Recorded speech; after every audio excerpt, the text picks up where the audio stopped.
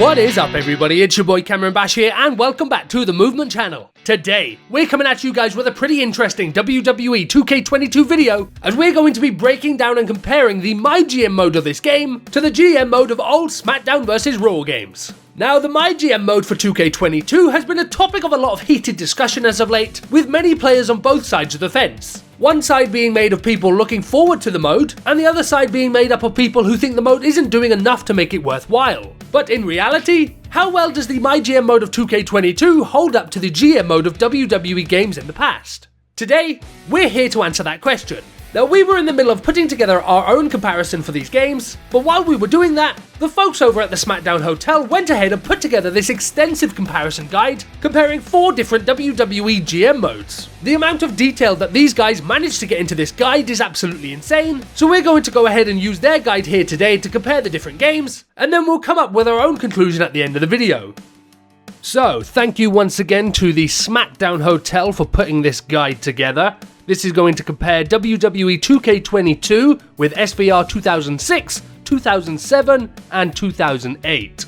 So let's go ahead and jump into this here. So first up, we've got the GM mode setup. Brand choice between, so you've got 4 different options for 2K22, 3 in 2008, and then 2 for the previous 2 games there. So more options than ever before in 2K22. I know a lot of people were hoping for custom brands and things like that, but 4 brands is still more than ever before, so I definitely think that's something worth noting there. Number of brands going head to head, however, it is a little bit different for 2K22. Now you can only have 2 going head to head at one time, as opposed to the previous games that have pretty much let all the brands go head to head at one time, even though some of these previous games only had 2 to begin with. I think it would have been pretty nice to have all 4 brands going head to head at once, but there we go. Choose your general manager. So this is something that for the first time ever you can do in WWE 2K22. You didn't have the option for this in the previous games. Whichever brand that you selected came with a general manager by default. So yeah, we're going to give a point to 2K22 here for allowing us to do this for the first time ever. And on top of that, for the first time ever, you can also create your own custom GM. So again, I know a lot of people were hoping for custom brands, but the fact that we've got custom GM here is definitely a step in the right direction. And again, I think we've got to give them a point on this one. GM mode duration. Now, I know this is a point that a lot of people have an issue with. A lot of people really enjoyed the fact that you could be unlimited in the previous games, but in 2K22 you only have the option of 15, 25 and 50 weeks. Now, we have made the argument that this is to make the mode more manageable in a competitive setting, but with the news coming out that this isn't going to be online, most people are probably just going to be playing this on their own for fun, so it probably would have been nice to have that unlimited option in there. AI difficulty setting, that's something that you can set for the very first time in 2K22 for the GMs. That's obviously going to make the mode a lot more accessible for newer players, being able to select an easier difficulty, and will add a bit of challenge for more advanced players who want to set the difficulty to hard. And as far as co-op play local only, 2K22 is sort of going in a step backwards here, going down to 2 players from SVR 2008's previous 3 players. So that does us for GM mode setup. Moving on from there, we're getting into the superstars and the draft. So choose available superstars. That's something that you've been able to do across all of the games. Setting characters as legends, however, that is something that you can do for the very first time in 2K22, and I think that's going to add for a really nice touch to the mode, recruiting legends to your show for special events and things like that. The ability to use custom superstars. So this is something that you've been able to do across all of the games, but in 2K22 you have the advantage of setting a custom popularity. That was a problem with the previous SmackDown vs Raw games, because when you put cores into the mode, they wouldn't really get a fighting chance.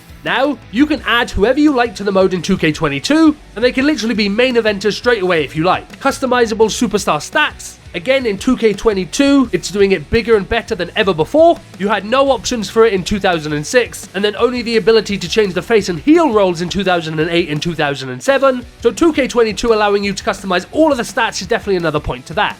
Customizable superstar attributes, however, that is something that we are still waiting for news on. The ability to import creative stables is not available in 2K22, but seeing as the biggest match you can put on is a tag team match, stables aren't really going to have any sort of presence in the 2K22 MyGM mode, so that's not really a big deal. The starting budget has been decreased in 2K22 to 2.75 mil, down from the original 10 mil that was featured in all of the previous GM modes. However, I don't think this is a big deal either, as all of the costs of things seem to be lower in this game to make up for that fact. All games feature a starting draft, which everyone loves to see. However, 2K22 features less draft rounds than previous WWE games. There are only 8 to 15 in 2K22, down from the previous 12 to 20 in the previous games. And all games come with the ability to skip the draft using pre-assigned rosters. Moving on to roster management and stats. We have contract cost, which was featured across all of the games. Contract duration, which is featured in all of the games, however in 2K22. Contract options are only available for free agents and legends,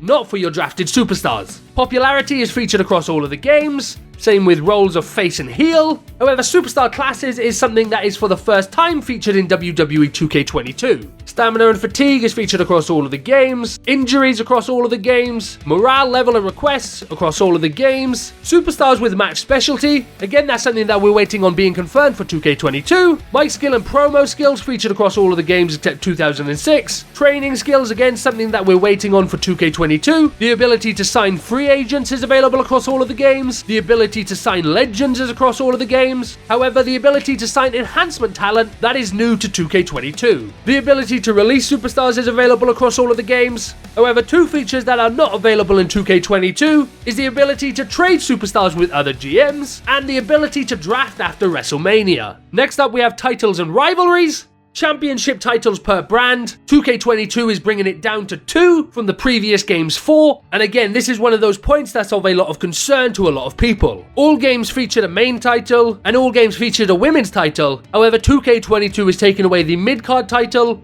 and the tag team titles. However, 2K22 does see the return of choosing your champion at the start of the mode, just like it was in the previous games. However, it does not seem like you will be able to vacate titles in this game. The game will also not feature a Power 25 ranking, just as was the case with 2006, but all games do feature rivalries. It's unknown at this time how many rivalries you can have at one time in 2K22, but the max amount of superstars that you can have per rivalry is 4, as was the case with 2008 and 2007. It's not known at this time if the fans will react to rivalries, but two things that we do know is that you won't be able to choose storylines for the rivalries, and you also won't be able to set the rivalry length. Moving into show booking and playing, as far as pay-per-views go, 2K22 features 10, which is more than any other game that's come before it. Your weekly show card can have up to 3 matches and 2 promos, which is down from the previous games, as 2008 featured 5 matches and 2 promos, and 2007 and 2006 featured 6 matches and 2 promos. Pay-per-view cards, however, each brand has 4 matches plus 3 promos, which is an increase from previous games, as 2008 had 5 matches in total across all of the brands, and 2007 and 2006 had 6 matches across all the brands. The WrestleMania card has also been increased, with each brand having 5 matches and 4 promos each, whereas 2008, 7 and 6 only had 5 matches in total. So I know the weekly show card being smaller than the previous games was a point of concern for a lot of people. However, seeing that the pay-per-view cards and the WrestleMania cards are bigger than the previous games, I think there's a nice middle ground being met here. By having smaller weekly cards, you're going to get to those big events quicker, and then at those big events, you're going to get to do more than you did in the previous games. The ability to run a B-show / heat or velocity, that's something that was only featured in 2007. As far as match types go, we are seeing a decrease in 2K22, as you only have the ability for 1v1 and 2v2 matches, and as far as match rules and stipulations go, that is also quite limited, allowing for normal, tables, extreme rules, TLC, and Hell in a Cell. Whereas the other games allowed for all match types and all stipulations. It definitely would have been nice to have more options here to unleash the full potential of the game. All games did feature title matches, however for the first time ever, we have interferences in 2K22. There is a decrease to promo types in 2K22, with there being only 5 types from the previous max of 15, and the cost per match and promo continues throughout all the games. You also have the ability to auto-book the show, something that has been in all the games as well, but something that is not known at this time is whether the pay-per-views will have specific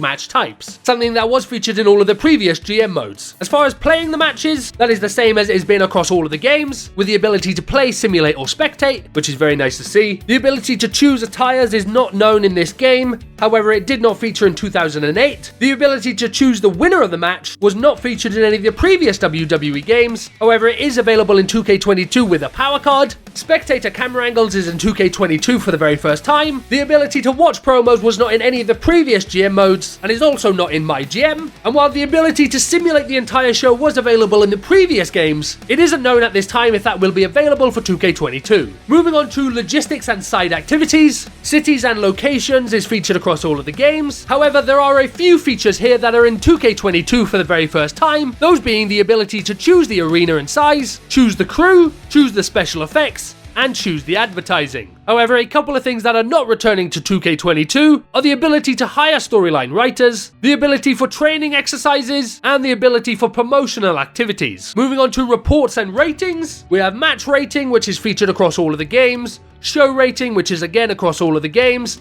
same thing for revenue tracking, same thing for fans tracking, same thing again for fans progression graph. The total fans available, however, for 2K22 is unlimited, something that has been increased from the previous games, which previously only saw a max of 10 million. Merchandise revenue is not in 2K22, unfortunately. However, the newsfeed and journal returns, and for the first time ever, 2K22 will feature a social media feed. It's unknown at this time whether statistics such as win-loss records and superstar status will be in 2K22, however we do know that the ability to view the rival show ratings is in the game. Three things not returning, however, is the ability to view the calendar and schedule, the ability to view previous show cards, and the ability to simulate days in the calendar. However, with the way 2K22's MyGM works, it doesn't look like a lot of these are needed. Moving on to the final section of the website, we have other features, and these include superstar stats being visible in matchmaking, that's something that is confirmed for 2K22, superstar messages, this is something that is returning in 2K22, however for the first time ever, you can actually reply to these messages instead of just reading them. Same thing goes for the commissioner messages, with you being able to reply to Triple H. You'll have some goals to complete in 2K22 returning from SBR 2008, and for the first time ever, the mode will feature power cards, which seems to add a lot to the mode. All games feature the ability to affect rival shows, however at this time it is not yet known what the reward for winning MyGM mode will be, as it was the GM of the Year award plus extra options in previous games. The mode does not feature a starting cutscene, as you'll jump straight into the options and draft, and it is also not yet known if there will be an award ceremony cutscene.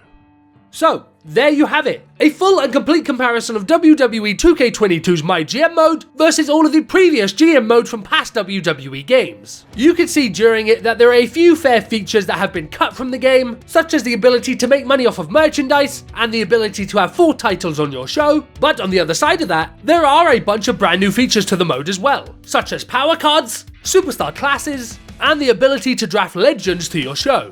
On top of that, there are a few different areas in which the MyGM mode of WWE 2K22 has evolved.